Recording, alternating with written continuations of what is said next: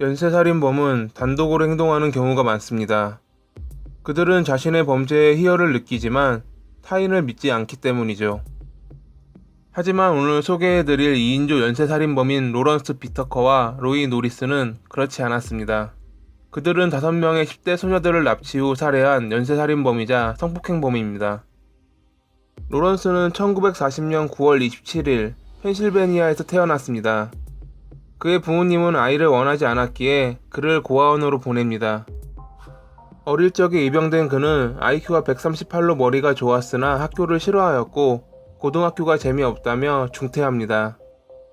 청소년기에는 절도, 뺑소니 등의 범죄로 자주 경찰서를 들락거렸습니다. 매번 사고만 치는 로런스를 양부모님들은 포기하였고 그가 18살에 감옥에 있던 시기 양부모의 이혼으로 결국 독립을 하게 됩니다.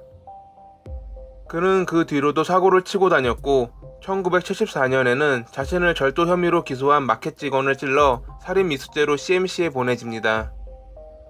로이는 1948년 2월 5일 콜로라도에서 태어났습니다. 대가족의 일원이었던 그가 기억하는 어린 시절은 배고픔과 종종 자신에게 날아오는 몽둥이질이었습니다. 그 역시 로런스와 마찬가지로 학교를 중퇴했습니다.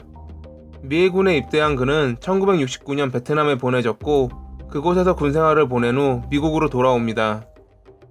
안정적인 삶을 살 것 같았던 그는 1969년 성범죄를 저지르다 체포되며 그로 인해 군대를 전역하게 되었고 그 후로도 그는 스토킹을 비롯해 여러 차례 성범죄를 저지르고 맙니다. 1975년 성범죄로 또 체포된 그는 CMC로 보내졌고 그곳에서 로런스와 만나게 됩니다. 비극의 시작이었죠. 로이가 다른 수감자들에게 공격받을 당시 로런스가 구해준 계기로 친해진 그들은 서로가 성폭력과 여성 혐오에 공통적인 관심이 있다는 것을 알게 됩니다. 로이는 로런스에게 자신이 가장 좋아하는 것은 겁먹은 젊은 여성들을 보는 것이라 말하였고 로런스는 로이가 체포된 이유가 피해자들을 모두 살려두었기 때문이라며 나무랍니다. 그들은 감옥에서 1년 넘게 우정을 쌓아갔고 자신들의 욕망을 같이 풀자는 계획을 세웁니다. 석방 후 서로 만나 욕망을 풀기로 한 그들은 1979년 1월 사회에서 만나게 됩니다. 감옥에서 그들이 세웠던 계획은 어린 소녀를 납치하여 범하고 살해하는 것이었고 사회에서 만난 이들은 계획을 시행하기 위해 도구들을 챙기기 시작했습니다. 그들은 성공적으로 10대 소녀를 납치하기 위해서는 벤이 필요하다고 생각하였고 1979년 2월에 은색 벤을 구입합니다. 그들은 이 벤을 머더 맥이라 불렀습니다. 4개월 동안 목적지까지 데려다 준다 유혹해 20명이 넘는 여성들을 벤에 태우며 어떤 방식이 가장 좋은지 연습하였고 어느 정도 숙련이 되자 그들은 계획을 실행합니다. 1979년 6월 24일 16살의 루시다 린 샤페르를 목격한 로이는 로런스에게 귀여운 금발의 소녀가 있다고 말하였고 주위에 아무도 없는 것을 확인한 그들은 루시다를 벤에 강제로 태웁니다. 로이는 1시간 동안 그녀를 겁탈했고 잠시 자리를 비웠다가 돌아온 로런스 역시 그녀를 겁탈했습니다. 후에 그들은 재판에서 루시다는 매우 침착한 소녀였고 그녀가 자신들을 바라보며 저를 죽일 거라면 마지막에 기도를 하게 해주세요 라고 말하였다 증언했습니다.